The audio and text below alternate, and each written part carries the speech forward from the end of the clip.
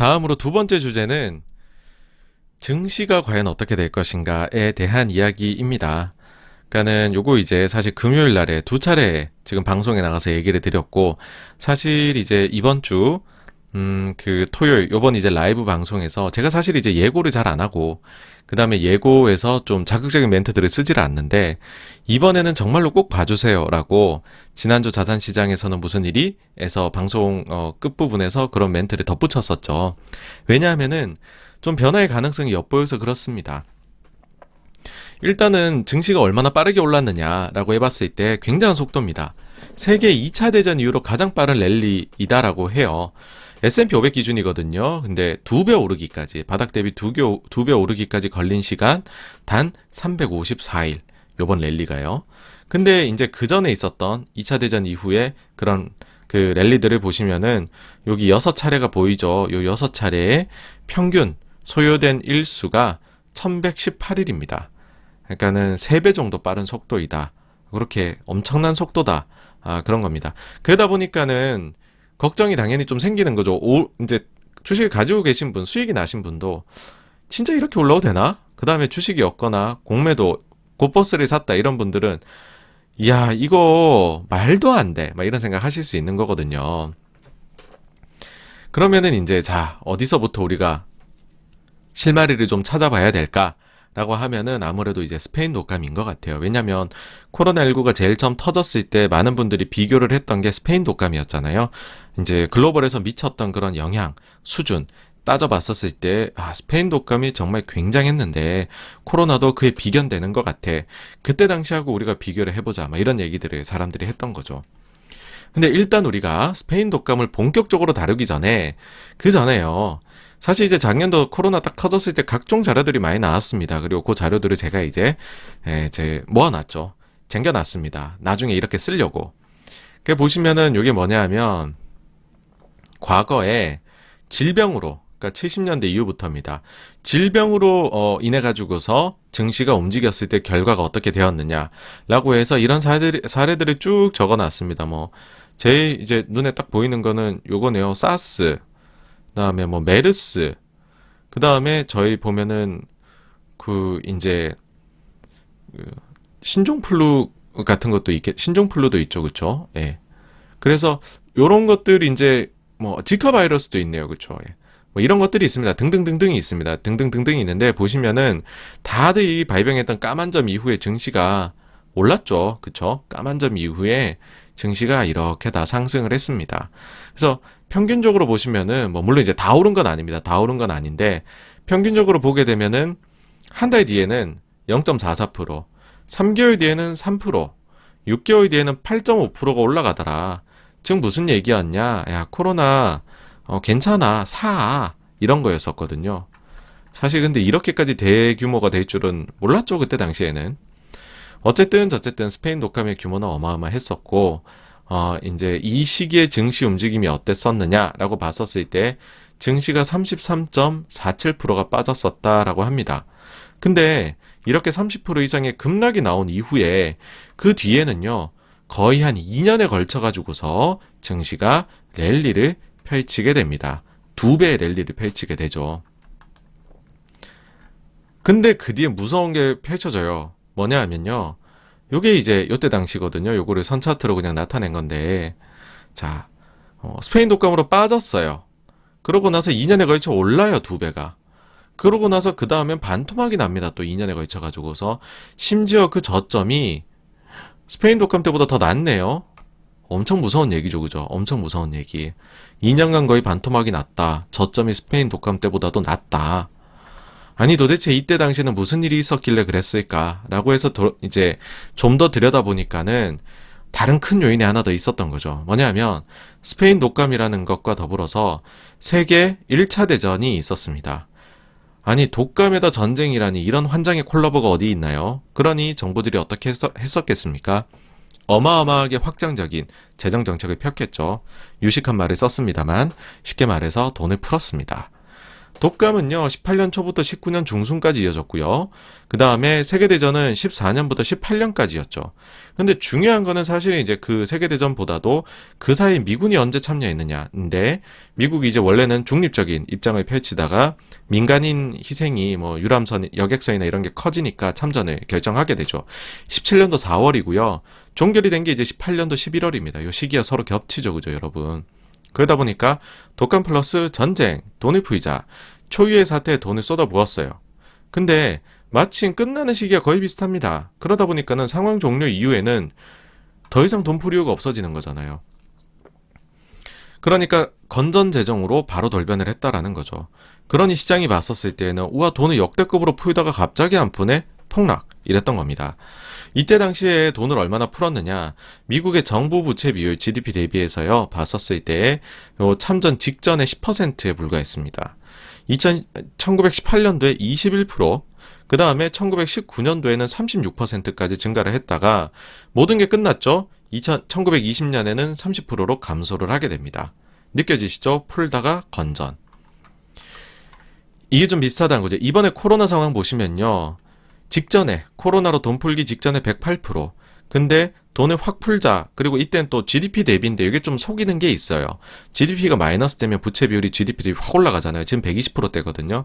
이때는 더 많이 올라간 게 있습니다. 근데 어쨌든 136이 됐습니다. 그래가지고서 보시면은 약 한 28% 증가를 했죠. 그쵸? 어느 정도 요때 26% 증가했죠. 야, 뭔가 숫자가 참 비슷합니다. 그죠?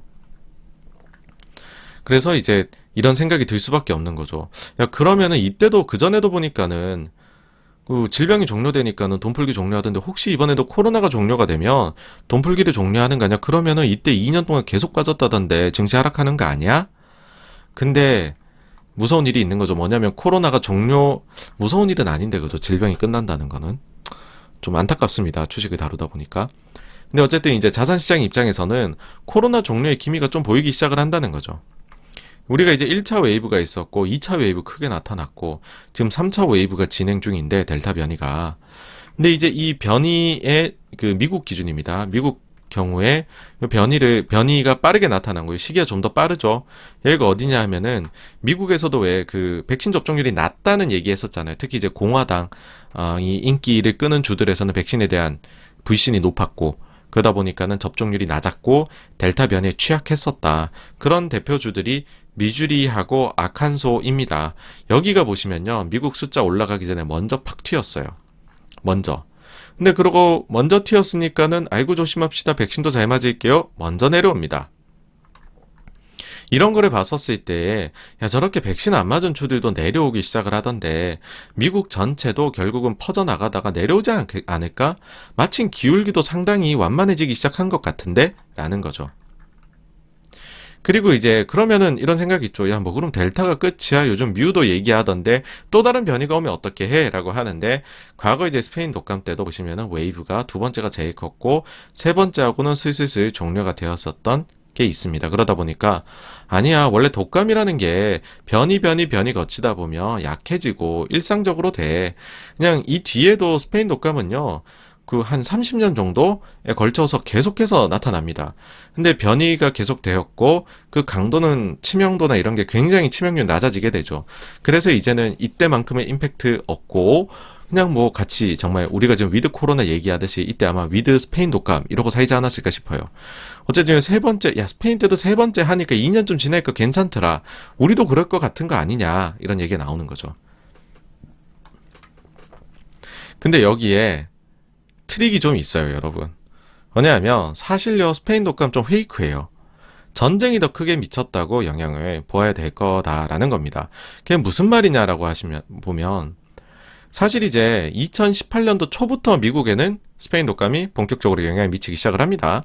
영향을 이제 미치기 시작을 하는데 요 밑에 이제 흐릿한 요 그래프 보십시오. 2017년도 중반부터 빠져서 스페인 독감이 미국에 들어오기 전에 최저점이에요. 많은 분 이거 앞으로 굉장히 유행한 차트가 될 거거든요. 스페니시 플루 해가지고서 막 가지고 다닐 건데 그러면서 이때 30% 빠졌는데요. 그러고 2배 오르고서 빠졌어요. 이런 얘기들을 하실 텐데 엄밀히 얘기하면 미국에 스페인 독감이 들어오기 전에 빠졌어요. 이거 왜 빠졌을까라고 하면 시기가 딱 맞는 거는요. 미군이 17년 4월부터 참전을 결정했다라고 했잖아요. 딱 그 시기 정도입니다. 그러니까는 전쟁에 참전하는 걸 좋지 않게 본 거죠. 그래서 증시가 많이 빠졌었습니다. 그러면은 우리가 이제 전쟁을 가지고서 봐야 될 것 같아요. 근데 사실 이렇다고 해가지고서 결론이 달라지지는 않아요. 그러니까 무슨 말이냐 하면 팬데믹이라는 것, 그 다음 전쟁이라는 거는 공통점이 있는 것 같다라는 겁니다. 뭐냐 하면 갑작스럽게 위기가 닥친다는 거죠. 그러다 보니까 해결을 위해서 돈을 있는 돈 없는 돈 다 끌어와서 급하게 푼다는 거죠. 그런 점에서는 굉장한 공통점이 있다. 자, 그러면은 진짜 그게 공통점이라고 우리가 볼 수 있느냐? 1차 대전 때만 이랬던 거 아니냐? 2차 대전 때는 어떻게 했느냐? 바로 생각이 드실 수가 있죠. 네. 세계 2차 대전 미국이 참전을 41년 12월에 하고요. 45년 8월에 종결이 되죠. 이때 보시면은요. 41년도에 미국이 참전한다고 하니까는 증시 빠집니다. 그런 분위기였거든요. 야, 이거 1차 대전 때도 보니까 증시 빠지던데 하면서 2000이 넘어갔던 증시가 1600까지 빠집니다. 그러고 나서 전쟁이 진행되는 시기에는 계속 올라가요. 그래서 그 관성을 가지고 조금 더 올라서 46년 5월 달에 고점을 찍는데 그게 3100입니다. 더블이 났죠. 그쵸, 여러분? 그러고 나서는 49년 6월까지 또 내려요. 1900까지. 거의 반토막이 또 나버립니다. 이때 당시 미국은 그러면 돈을 풀었느냐라고 보시면 41년도 참전했죠. 그러니까 41년 거는 참전한 숫자가 아니죠.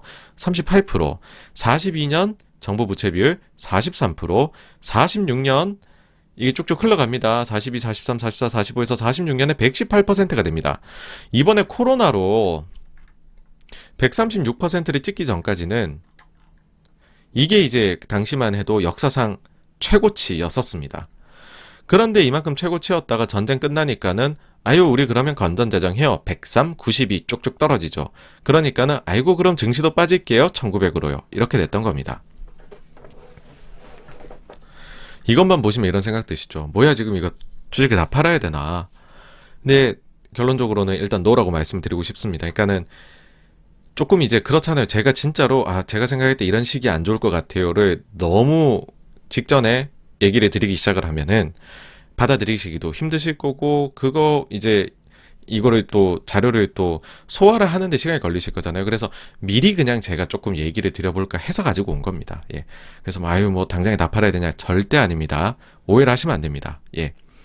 그러면은 이제 저희가 이제 사실 이제 저희 채널에 안 그래도 이제 박정호 교수님도 야 엑셀 시트를 해놓고서 유튜브를 하고 있는 그 다음에 유튜브 제목을 경제, 금융 이런 거 관련 없고 자극적이지 않게 한 거는 너무 특이하다 말씀을 하셨는데 저희 채널의 모토는 사실 저도 지금 예상을 하기는 했지만 제가 예상 얼마나 맞겠어요. 예상을 하는 순간 저희 틀린다라고 얘기를 하는데 그보다는 어떻게 하면 주식 관련해서 길게 공부를 좀 더 재밌게 해나가느냐 이거거든요. 저희는 공부하는 채널입니다.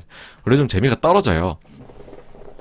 그래서 이제 공부 쪽을 보자는 건데 그러면 저희가 이제 원인과 결과 비슷할까 아닐까 요런 이제 이유들을 정확히 저희가 공부를 해야 된다는 거죠. 그랬을 때 말씀드리고자 하는 바는 핵심은 뭐냐? 돈 풀기가 지속될 수 있을 것인가? 라는 겁니다. 그러면 지금 요런 말로 치환될 수 있겠죠. 핵심 과제는 앞으로 미국의 정치권이 얼마나 확장적인 재정 정책을 실행해 나갈 수 있을까? 가장 비근한 예가 이거겠죠. 바이든 대통령의 인프라 법안입니다. 두 차례 걸쳐서 이제 4조 달러 얘기를 했죠. 실제로 이제 1조 달러는 상원 통과됐습니다. 근데 실상은 기존의 0.5조 달러 제외를 하면 5천억 달러밖에는 들어온 게 아니에요. 추가적으로는. 게다가 보시면은 지금 3점 나머지 이제에 대해서는 상당히 반발이 심하고 그 다음에는 이런 일이 발생할 수도 있다는 거죠. 뭐냐면 만약에 미국에 있는 사람들이 집단 면역을 이룰 수 있을 정도로 백신을 많이 맞고 그 다음에는 확진자가 줄어들고 그로 인해서 그래서 완전히 일상으로 돌아가게 된다면 어떻게 될까? 마치 지난 1, 2차 대전 그 다음에 스페인 독감 때와 같이 더 이상 돈을 풀어야 되는 명분이라는 것이 많이 약해지게 되는 거잖아요. 그쵸? 예. 그래서 지금 핵심은 요런 부분일 수 있어요. 다른 명분을 만들자라는 거죠. 뭐냐 하면 불평등이 너무 심해졌다라는 거예요. 코로나로 인해 가지고서 안 좋아졌다가 절대적인 수치는 좋아졌지만 회복을 다시 했지만 그런데 따지고 보면 이 경제적 불평등은 너무 심해졌다라는 거예요. 그러니 이거를 해소하기 위한 방법으로 재정 정책을 해야 된다라는 식의 말입니다. 지금 이 얘기를 하고 있죠. 그래서 네. 근데 어쨌든 이제 좀 이거를 모든 이제 주체들을 설득을 하는 데는 당연히 어려움이 있을 것이고, 그러다 보니까는 지금 당장 이제 생각할 수 있는 거는, 과거하고 비슷하게 더 이상 돈을 풀 명분이 좀 약화될 수가 있겠다. 특히나 이거를 이제 증시 격언하고 연계해 보자면, 증시라는 것 자체가 의심의 벽을 타고 오른다라고들 하는데, 의심이라는 것들, 그러니까는 특히 대표적인 게 코로나가 계속 진행되는 거죠. 근데 그런 의심이 다 사라지고 난다면, 해소가 된다면, 그러니까 이제 코로나 별게 아닌 게 된다면, 그리고 이걸 좀 더 구체적으로 이야기를 하자면은, 코로나로 인해 발생했던 글로벌 공급망의 병목 현상, 이에 따른 인플레이션의 우려, 그리고 이에 따른 실업자, 엄청나게 발생한, 그리고 이들이 고용 현장으로 과연 복귀할 수 있을까, 이런 부분들이 다 연결되는 의구심이라는 거죠. 근데 만약에 코로나만 딱 끝나면 이게 다 해결이 될 거잖아요, 여러분, 당연히. 이제 그렇게 돼버리면은 의심의 벽을 타고 올랐는데 의심이 사라지니 벽이 와장창 무너지는 거 아니냐라는 생각이 당연히 들 수 있다라는 겁니다. 근데 이게 저도 이제 좀 부정적인 얘기를 들을 수밖에 없는 거는, 장기적으로는요, 이제 이 이슈들 가지고서 사람들이 논란이 굉장히 많았는데, 소위 긍정론자, 이게 다 해소가 될까, 이 의구심들이. 그렇게 보일 수 있는 결과물들이 속속 나오기 시작을 했다라는 겁니다. 이게 아직은 초기이기 때문에 투자자분들이 좀 느끼기 어려우실 수가 있다라고 봐요. 근데 제가 볼 때에는 앞으로 한두 달 정도에 걸쳐서는 점점 이런 의심의 그림자가 사라지는 데이터가 여러분들 나오게 될 것입니다. 될 것으로 보입니다. 그래서 지금 그래서 이제 이거랑 연결해서 말씀드리면, 이렇게 계속 의구심이 사라진다, 의심의 벽을 타고 오른다, 그러니까 이때까지는 증시가 좋을 것 같아요, 개인적으로. 오히려 정말로 대단한 멜트업 같은 거, 그러니까 멜트업이라 그러면 증시가 갑자기 폭등하는 거잖아요. 이런 것들도 나올 수 있는 환경이 앞으로 한두 달은 조성이 될 수 있다라고 생각을 합니다. 특히나 이제 오늘 제가 가지고 온 자료들처럼 만약에 상황이 흘러간다라고 생각을 하게 된다면, 그러니까 이제 가정을 하게 된다면은요. 그런데요, 만약에 정말로 그렇게 돼서, 정말 제가 무슨 뭐 판 깔아놓은 쪽집게처럼 정말로 그런 식으로 흘러가는 것들을 다 맞춰서 진짜로 증시가 그렇게 반응을 한다면요. 그렇다면 오늘 자료를 꼭 기억을 하십시오. 그렇게 돼서 세상 모든 고민이 정말 사라졌다라고 한다면, 다른 세상이 열렸다라고 주변에서 말을 정말 많이 할 겁니다. 그래서 투자를 여러분 더 늘리세요. 더 공격적으로 투자하세요. 그런 말들 할 거거든요. 그때 오늘 방송을 꺼내서 보십시오, 다시. 그러고서는, 현금을 하라 그랬지, 86번가에서 그런 상황이 오면. 예, 그런 용도로 만든 영상입니다. 네. 네, 말이 길었네요. 자, 그러면 이게 궁금하시겠죠? 앞으로 한두 달 데이터가 잘 나온다고 무슨 말이야? 멜트업이라니, 증시가 좋다고 무슨 말이야? 라는 거죠. 나눠보시면은요, 첫 번째는 이제 어떤 요인들이 있었는지 우리가 먼저 알아봐야 될 겁니다. 시장의 의심은 인플레이션이 과연 구조적이냐, 일시적이냐, 고용 회복이 과연 가능하냐, 공급망 교란이 해소 가능하냐, 요 세 개로 점차될 수 있습니다. 그 중에서 인플레이션이요, 4, 5, 6월에 특히 높게 나왔어요.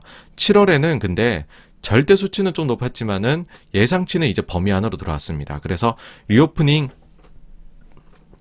관련된 항목들이 그동안 만들어냈던 수많은 노이즈들이 좀 해소가 됐어요. 요거는 이제 86번가 라이브 지난번 거를 좀 보시면은 참고가 되실 수가 있거든요. 요거 한번 가지고 와봤습니다.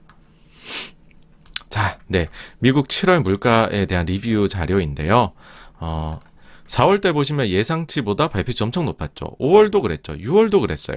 7월은 드디어 예상치만큼 나왔다는 겁니다.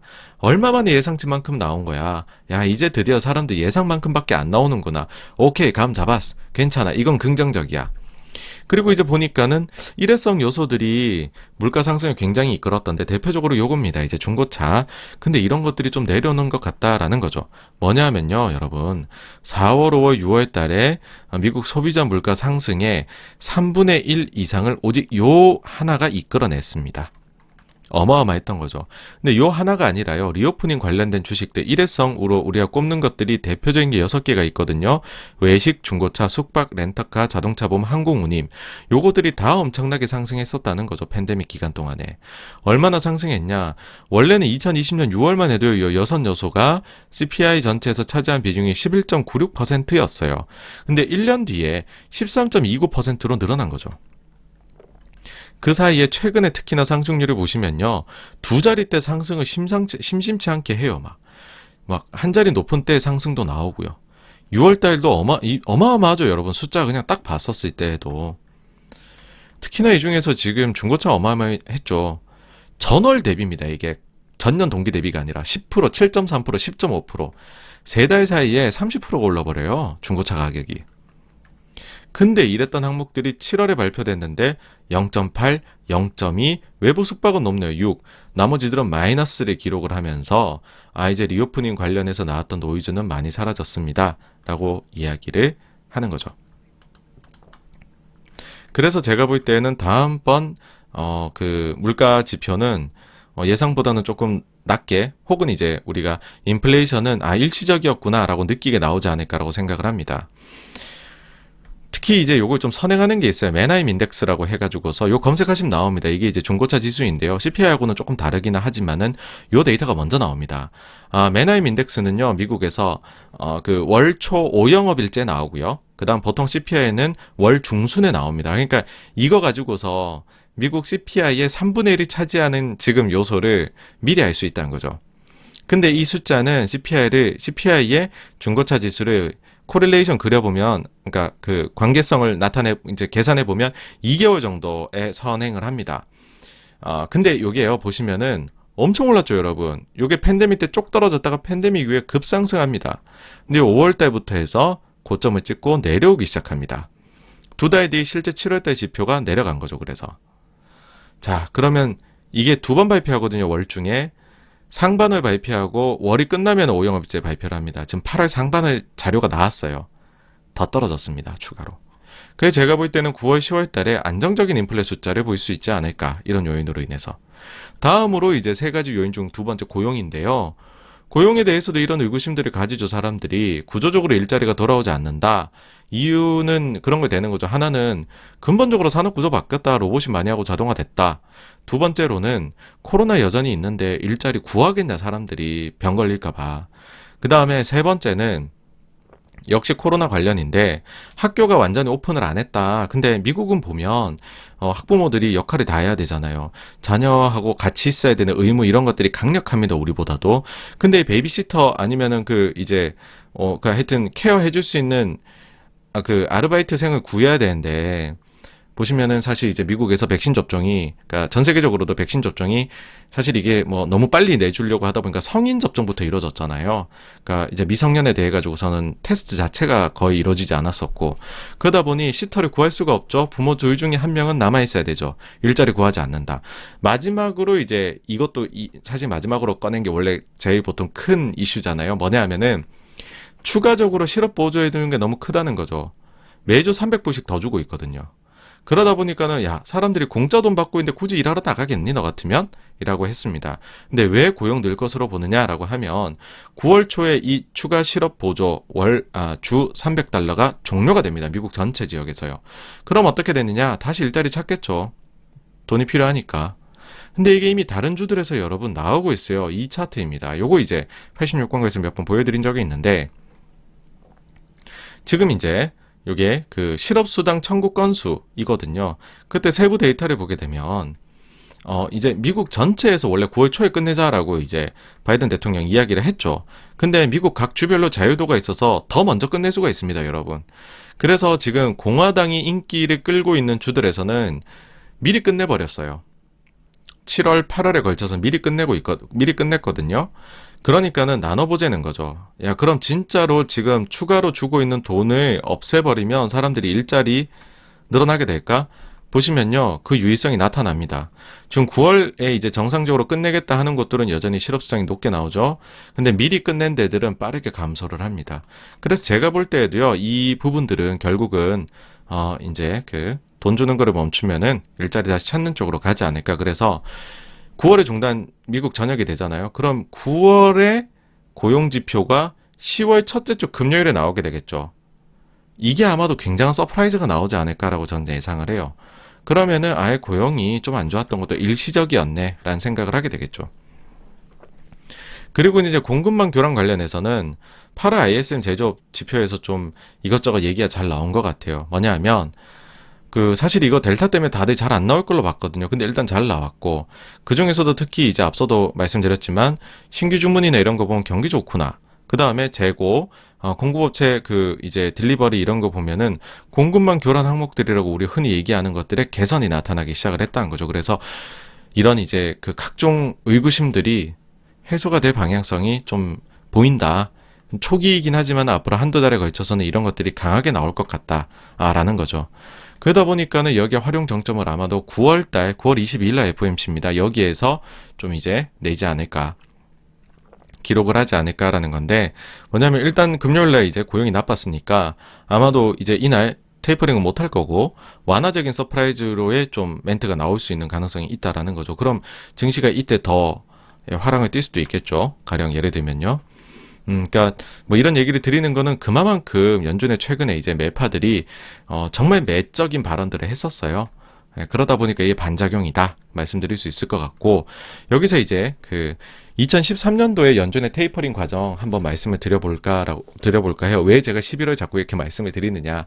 보시면은 5월 달에 2013년도에요. 처음으로 테이퍼 언급을 하면서 테이퍼 텐트럼이 발생해서 증시가 좀 떨어집니다. 그 다음에 6월 FOMC 회의에서 우리는 이러면은 테이퍼링 할 거야. 기준을 제시를 해요. 그러면서 시간도 제시를 합니다. 언제? 이제 올해 하반부에 later this year라고 얘기를 해요. 그러니까 사람들 볼 때는 그러면 7월부터 12월 사이 중에 하겠구나.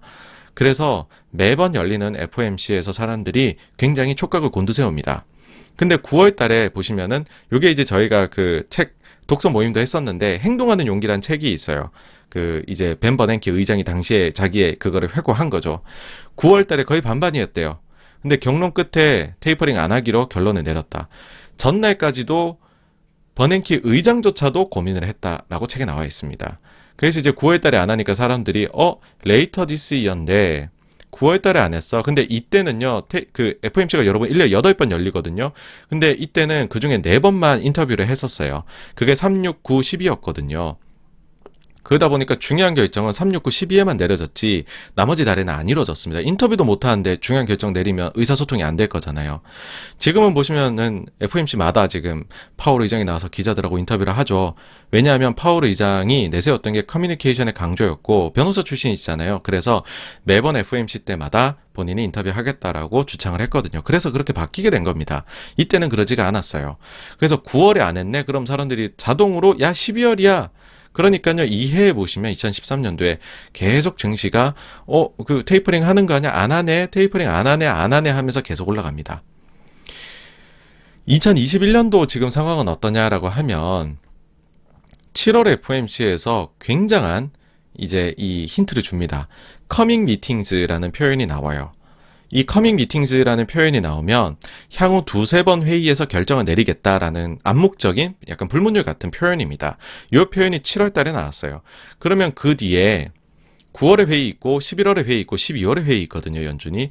그러니까 2-3번이니까 11월 아니면 12월에 되겠구나라는 식의 생각을 할 수 있게 된 거죠. 근데 이런 이제 생각을 당연히 할 수밖에 없는 게 2013년도 테이퍼링 할 때에도요, 여러분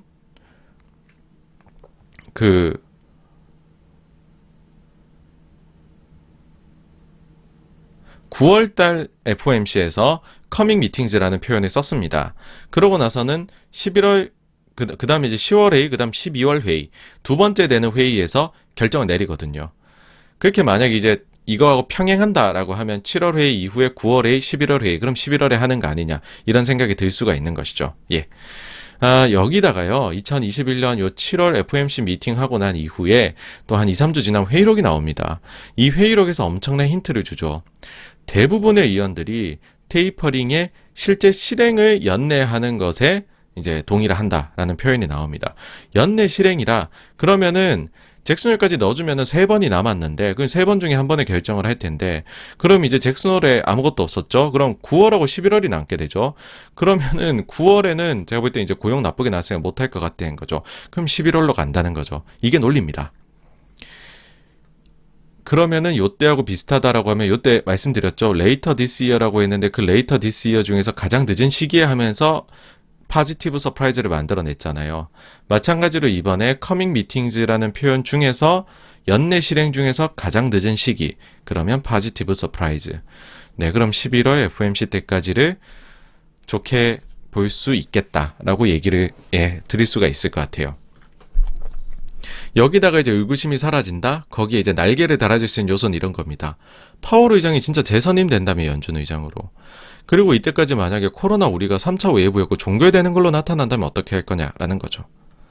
자, 근데 뭐 여러 차례 말씀드리지만 이렇게 세상 모든 걱정이 사라지게 되면 그땐 정말 긴장을 해야 돼요. 그러니까는 향후 진짜 1, 2개월 숫자가 86권과 말처럼 좋고, 그래서 가장 늦은 시기인 11월에 테이퍼링 결정을 해서 13년처럼 증시가 계속 요 시기 때까지 좋고, 뭐 진짜 그렇게 되고 한다면, 그러면 이때는 진짜 걱정이 세상의 모든 게 사라진 게 되거든요, 자산시장에. 근데 만약에 이때 가서 기업 실적이 조금 예상보다 덜 좋다면, 여러분 지금 저희가 어닝 서프라이즈에 굉장히 이제 저희가 익숙해져 있어요. 왜냐하면 코로나가 있은 이후로요, 분기 실적 기준으로 분기 실적 미국 증시 보시면은 예상치 대비 어닝 서프라이즈 기록한 건 당연한 거고요. 그 얼마나 크게 어닝 서프라이즈를 기록하고 있느냐 하면 15에서 20% 어닝 서프라이즈를 기록을 하고 있습니다. 그러니까 누가 이제 실적이 1,000원 나올 거야 그러면은 1,200원씩 나오고 있다는 거예요. 이게 랠리의 원동력이거든요. 왜 그러냐면 미국 증시 비싸다는 얘기 많이 합니다. 밸류에이션이 높다. 근데 밸류에이션이 지금 과거보다 20%, 뭐 20에서 30% 사이 비싸거든요. 근데 만약에 이 밸류에이션이 높다라는 게 미래에 지금 애널리스트 분들의 이익 추정치를 가지고서 1년 뒤를 바라보니 그 밸류에이션이 과거 평균보다 높다라는 얘기예요. 근데 그 애널리스트 분들의 추정치 대비 15에서 20%가 지난 4개 분기는 계속 잘 나왔거든요. 그러니까는 그러면은 요게 없어지게 되겠죠. 서프라이즈 폭이 있으니까. 그러니까는 과거 수준 정도의 멀티플, 밸류에이션 멀티플이 되는 거죠. 그러니까 증시가 계속 가는 겁니다. 비싸다라는 걸 뚫고서요. 근데 만약에 3분기에 어닝 서프라이즈 폭이 15에서 20%가 아니라 뭐 5에서 10%다 이렇게 되면 어떻게 되겠습니까? 그러면 아이쿠야 비싸다 이런 얘기가 나올 수 있다는 거죠. 그게 조금 그런 거는 델타의 영향이 없지가 않아요. 왜냐하면은 이제 좋은 사이트가 있습니다. 아틀란타 연준에 GDP 나오라는 거를 검색을 하시면은 지금 이제 나오는 각종 주요 그 지표들을 가지고서 그 다음 분기 GDP 예상치를 적어내요.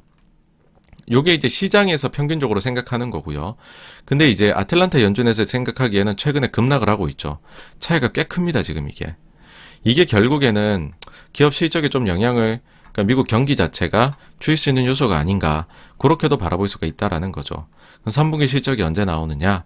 11월 초에 이제, 그 중간 반환점을 돌게 되겠죠. 마침 그게 FOMC입니다. FOMC가 11월 2일, 3일에 열리거든요. 그리고 이제 기대치가 조금씩은 높아지고 있는 게 느껴지기는 합니다. 뭐냐면은 이게, 그 분기가 시작하고 첫 2개월 동안에 이익 추정치를 얼마나 상향을 하느냐를 나타낸 겁니다. 첫 2달 동안에요. 여기 보시면은 요번에는 3.8%를 추가 상향을 했다라고 해요. 이게 얼마나 높은 숫자냐라고 하면 미국이 보통 들어보시면 어닝 서프라이즈 기록한 서프라이즈 이런 얘기를 많이 해요. 왜 미국은 어닝 서프라이즈가 나오느냐라고 하면 미국은 좀 한국하고 다르게 보통 어닝 시즌 시작하기 전에 기대치를 오히려 낮춰줍니다. 그 분기 시작하고 첫 2개월 동안에요. 과거 5년 평균에는 마이너스 2.4%, 오히려 추정치 내렸죠. 10년 평균 마이너스 3%, 15년 평균은 마이너스 3.6%였었어요. 지금까지. 그런데 지금 보시면은 코로나 이후에는 계속해서 오히려 이걸 올렸거든요. 근데 이게 지금까지는 합당했죠. 코로나19로 워낙 떨어졌으니까. 근데 지금 3분기 때 과연 요 숫자, 요게 지금요. 그 수치를 집계한 이래 4번째로 높은 숫자라고 하거든요. 과연 이거를 여기에서 지금 15에서 20%를 더 서프라이즈하게 나와야지 된다는 거잖아요. 그래서 약간은 허들이 높아져 있는 것 같다라는 겁니다. 자, 이제 좀 요 자료도 이제 좀 클라이막스를 향해 가는데요.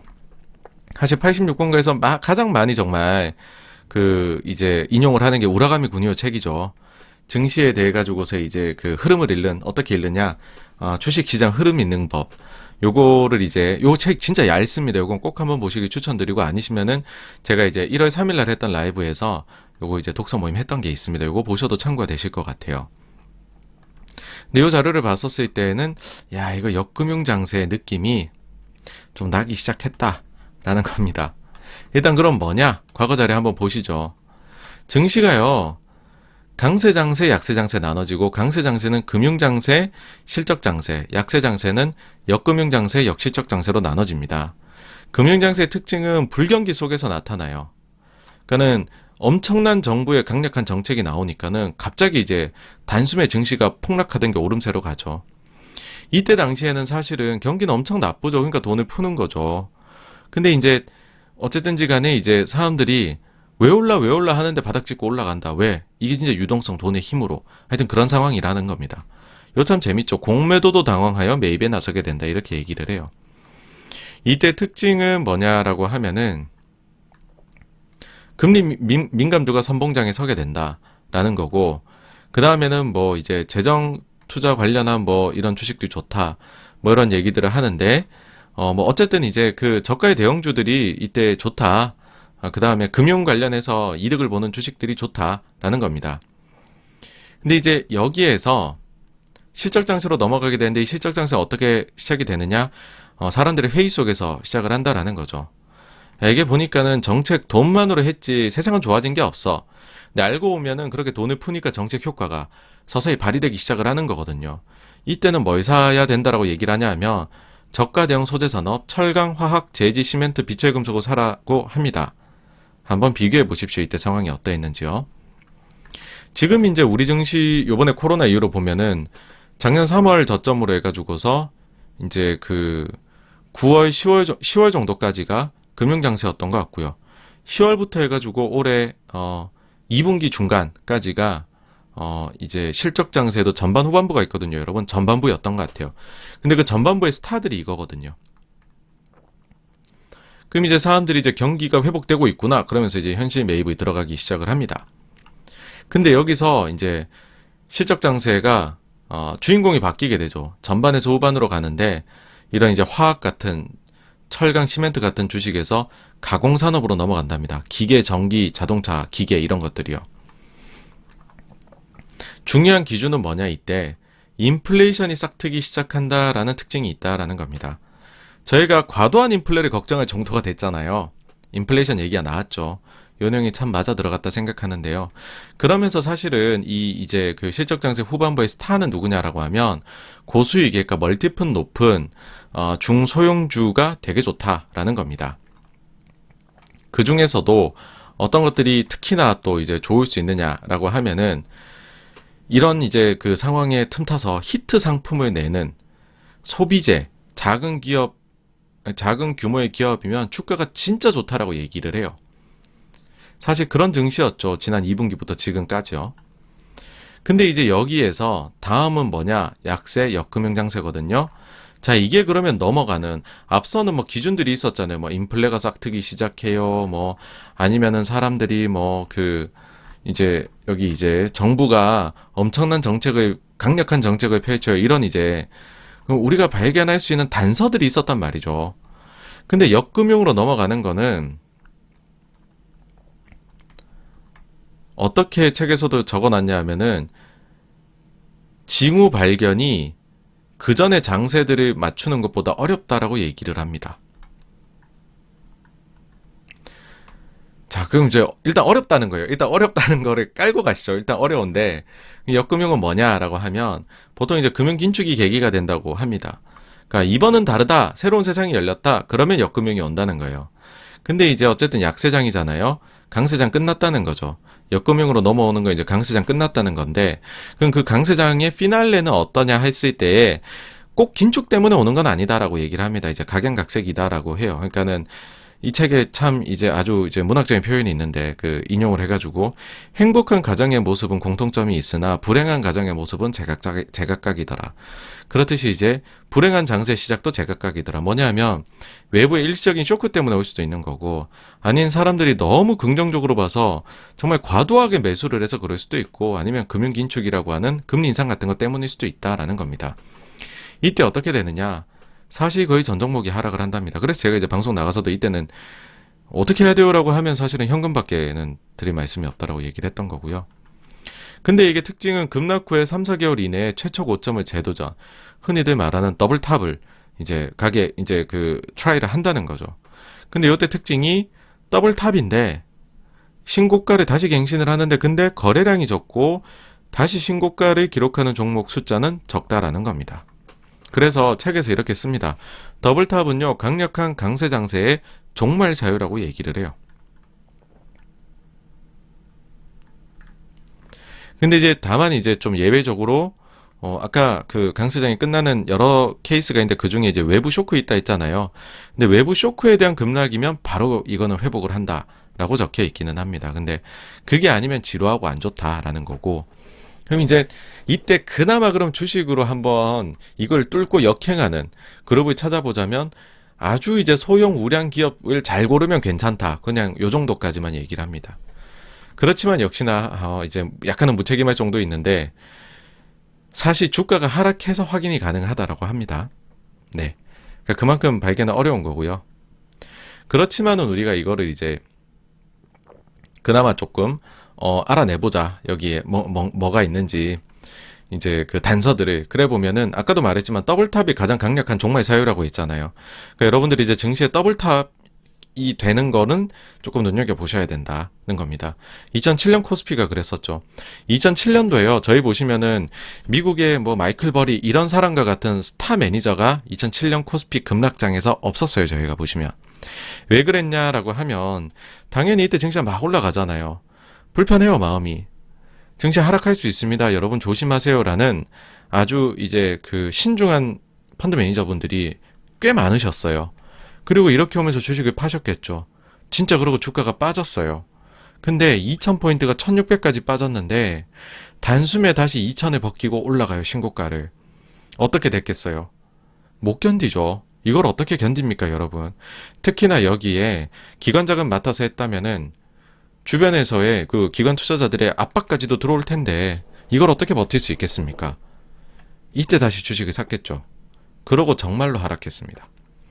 그 다음 2018년도 스페인 독감 세계 1차 대전 시기도 보시면은 더블탑을 만들었었고 2차 대전 이후에 미국 증시도 보면은 두 개의 봉우리를 만들어냈었죠. 그래서 더블탑은 강력한 징후다라는 거고요. 물론 이제 더블탑 없이 빠질 수도 있기는 해요. 그렇지만은 더블탑이 정말 나타났다라고 하면은 이건 진짜 걱정해야 된다는 거죠. 그 다음에는 보시면은 이제 그 신고가 종목의 감소라는 것도 있습니다. 한국이 보시면은 지난 6월달에 신고가 종목 숫자는 최대였어요. 미국의 경우에는 5월달에 고점이었거든요. 요거는 이제 어떻게 좀 쉽게 보실 수 있느냐라고 하면 그 이제 그리드 앤 피어라는 이게 CNN에서 나오는 인덱스가 있습니다. 요거 이제 CNN 들어가서 보시면은 요 나오거든요.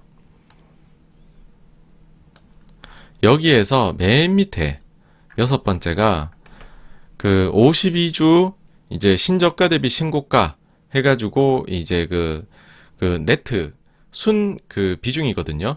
보시면은 요게 요때 높았었고 지금은 내려와 있는 상황이죠. 그래서 조금은 걱정이 되기 시작할 수 있다라는 거고, 그 다음엔 저 개인적으로 보고 있는 거는 요겁니다. 이제 그 3프로에서도 말씀드렸는데 이제 변동성 지수, 우리가 빅스 지수 얘기를 흔히들 해요. 요게 이제 그 사실 뭐 변동성이라고 얘기하지만 보통의 경우에는 이제 풋 이런 거를 거래를 많이 하게 되죠, 저희가. 그래서 나중에 빠질까 여기에 대해 가지고서 이제 보험을 들어두는 일종의 계약이라 볼 수 있는데, 물론 최근에는 이제 콜옵션 매매도 많아지면서 그런 부분들도 좀 가격에 이 좀 노이즈를 발생시키는 부분은 분명히 있습니다. 근데 빅스를 어쨌든 저희가 많이 보시는 건 단기물을 보세요. 빅스가 보시면은 주간물도 있고 월별 모이들이 있거든요. 근데 우리가 빅스 지수라고 하는 거 흔히들 이제 ETF로 보면 빅스 Y거든요. 그게 만기 평균적으로 1개월 가지고서 그거를 빅스를 합성해 놓은 겁니다. 그건 이렇게 내려가 있죠. 코로나 때보다 더 내려가 있죠. 근데 중기물 평균 만기 5개월 가지고 만들어 놓은 ETF가 있는데 그게 빅스 M이에요. 미드텀이니까는 중기. 요거는요 특이한 게 코로나 이전 때 20 안 했거든요. 코로나 때 50이었어요. 아직까지 코로나 전 수준까지 얘는 안 내려왔습니다. 이건 무슨 말이냐면은 여전히 변동성 배팅을 중기적으로는 하시는 분들이 있다는 거예요. 그러니까 제가 볼 때는 여러 가지 이제 저희가 볼 수 있는 지표들 중에서, 가격 지표들 중에서 빅스 중기 정도 물에 곰들이 마지막, 이 세상에 존재하는 마지막 곰들이 여기에 남아 있는 것 같다 라는 겁니다. 그래서 이 숫자가 저는 그런 생각이거든요. 계속해서 높으면 별로 걱정할 게 아니다. 곰들이 계속해서 쇼치다가 죽어나가겠지. 근데 이 숫자가 만약에 뚝 떨어지잖아요, 여러분, 여기에서. 그러면 그때부터는 야, 세상에 곰들은 정말로 멸종했나 봐 라는 걸 걱정을 하셔야 된다는 겁니다. 여기까지 정말 긴 시간 동안 부정적인 이야기를 위주로 했습니다. 그런데 자, 뭐 그런 말씀들 하시죠. 야, 이러면은 뭐 그래, 오케이, 뭐 11월에 FMC 때까지는 지표 잘 나오면서 좋을 것 같다라는 것 같고, 그러면은 그 이후에는 이번에는 강세장 끝날 수 있으니 현금 비중 늘리고 조심하란 얘기로 오늘 방송 들리네. 오케이, 정리 끝. 그럼 그 뒤엔 어떡하라고 거든요. 장기적으로 한번 보자라는 거죠. 똑같이 스페인 독감 세계 1, 2차 대전 때 사례를 한번 보자라는 겁니다. 보시면은 이때 당시에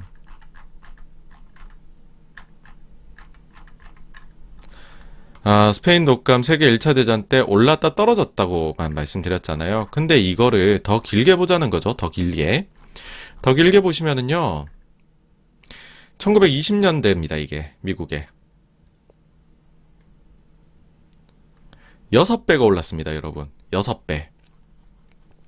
저점 대비. 그러고 나서 대공황이 왔죠. 네, 대공황은 너네라 합시다.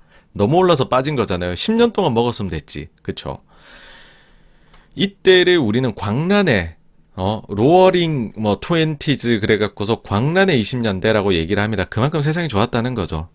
이때 당시에 전쟁이 있으면 신기술이 확 꽃을 피우잖아요. 그래가지고서 이제 이게 이제 소비재에 엄청 적용이 돼요. 이때 이제 신기술이라 할 수 있는 라디오라든지 뭐 자동차라든지 이런 것들의 보급이 엄청나게 되죠. 그러니까 이런 신문물들이 되면서 엄청나게 주가가 랠리를 펼칩니다. 세계 2차 대전 이후에는 어떻게 되었느냐? 2차 대전 다시 한번 보시죠. 요거죠, 그쵸? 요거 보시면은 전쟁 참여한대요 뚝 빠졌다가 전쟁 끝날 때까지 우아했다가 전쟁 끝나고 아이코 이랬단 말이죠. 그러면은 그 이후에 어떻게 되느냐? 49년 이후에 50년대 미국은 어떠하냐? 미국의 1950년대는 역시나 4배가 오르는 증시였습니다. 65년도 이게 이제 베트남 전쟁 참여하고 LBJ가 이제 그 뭐 위대한 사회 얘기하면서 이제 그때부터 미국이 다시 또 이렇게 안 좋아지고 70년대 엄청 고생하는데 어쨌든요. 향후 15년 동안 증시가 좋습니다. 이때 강세장은 뭐가 이끌었느냐? 이제 2차 대전에서 기술이 발전해서 뭐 화학이라든지 각종 소비재들, 우리가 소위 니프티 피프티라는 얘기 하잖아요. 그런 것들이 굉장히 이제 좋았었던 그런 장 쭉 이어지죠. 그러니까는 이제 지금의 사실은 그 코로나도 비슷하다라고 전 생각을 해요. 뭐냐면은 그 엄청난 일이 발생을 했잖아요. 거리두기를 해야 되고 세상 사람들이 만날 수가 없고 그러다 보니까는 비대면 기술이 굉장히 발전하고 배송이라든지 그 다음에는 이제 그 배송을 하려면은 나중에 무슨 일이 일어날지 모르니까 배송 기사도 없애자. 자율주행까지 우리 다 해보자. 그 다음에는 그 백신 만드는 방식도 mRNA가 과연 가능할까 해보자. 오케이, mRNA가 먹히네. 야, 그걸 다른 질병에도 적용해보자.까지 가는.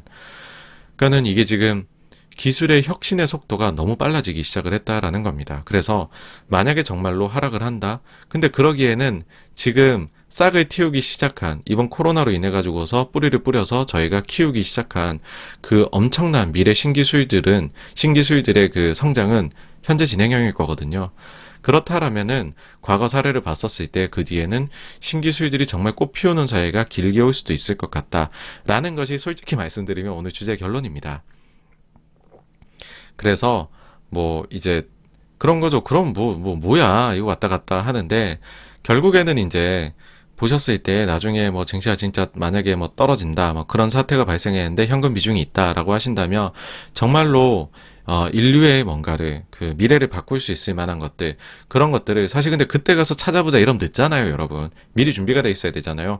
그런 것들을 한번 서서히 슬슬 공부를 한번 해보시면 어떨까 하는 얘기를 드리고 싶어서 요 이제 마지막 차트까지 좀 가지고 와 봤습니다. 네. 사실 이제 그 조금 더 여기에 첨언을 하자면은 제가 되게 이제 항상 이제 자료를 항상 살펴보고 와 정말 대단하시다 하는 이제 자료 중에 이은택 애널리스트 님의 자료가 있습니다. 그분의 이제 과거 자료 중에서 기술 혁신을 이끄는 것은 무엇이냐? 정말 기술 발전이냐? 그게 아니라 제도 규제의 변화라는 거죠. 그러니까 사실은 우리가 뭔가를 하려고 하는 의지는 늘 강해요. 거기에 똑똑한 사람도 어떻게 보면 자본도 존재를 하고. 그런데 예를 들어서 우리가 이 인류를 복제하자 이런 것들 이거는 정말로 받아들이기 싫잖아요. 특히 경기가 괜찮다며 세상살이가 괜찮으면 굳이 우리가 그런 윤리적인 말도 안 되는 걸 해야 돼. 근데 만약에 지구가 뭐 외계인의 침공이 있었다고 가정을 해봐요. 말도 안 되는 가정 해보죠. 그래서 복제 인간이라도 만들어야 되겠다고 생각하면 규제 바로 풀어버리겠죠. 그러니까는 사실은 위기가 닥치고 그래서 그에 따라서 규제가 풀려나갈 때 신사업이 꽃피울 수 있는 토대가 정말 마련되는 그런 게 있거든요. 그래서 당연히 이거는 그래서 큰 임팩트 큰 이벤트가 있고 난 이후에 이런 일들이 올 수밖에 없다라는 것까지 또 조금 더 첨언을 드리고 싶습니다. 그래서 이제 길게 왔는데요. 두 번째 주제 장세 변화 어떻게 될까는 여기까지 하고요. 다음으로 넘어가 보도록 하겠습니다.